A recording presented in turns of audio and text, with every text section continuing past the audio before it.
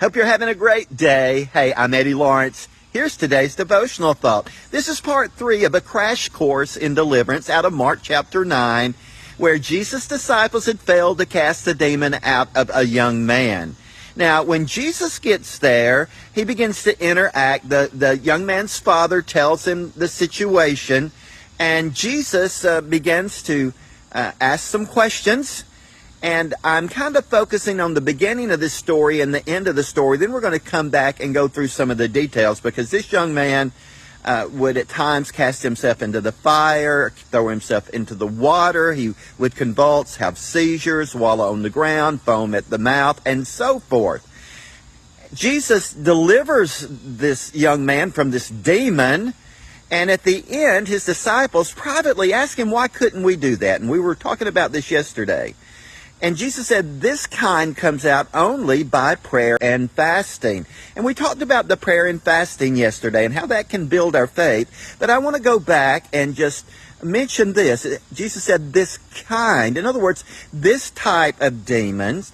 And I think he's referring to here that some demons are more strongly entrenched in people's life. The strongholds are more fortified. The things that have happened to that person or within that person, it's just a greater degree of bondage. And Jesus said we have to deal differently with some situations than we do others. And we just need to realize that. You don't have a one-size-fit-all formula. Now, true, it's faith, it's authority, it's our relationship with Jesus. It's really Jesus through us that gets the job done.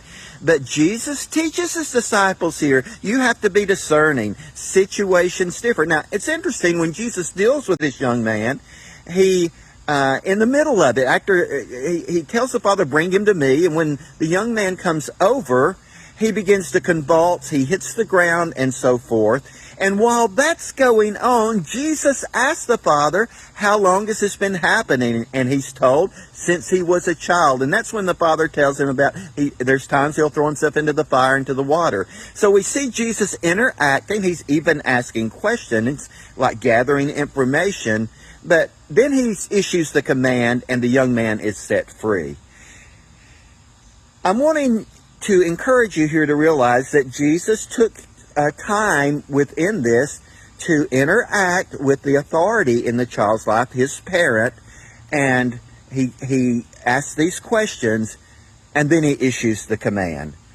And tomorrow we're going to see something really interesting that has to do with how the demon had taken over organs in this young man's body. We'll get to that tomorrow. But today, realize this kind. Some are more strongly entrenched. And also notice how Jesus dealt with this situation. We can learn a lot just by slowly moving through the scriptures, asking questions, and allowing the Holy Spirit to teach us. Because there's one thing for sure. Ever how Jesus ministered to people, that's the standard for you and me.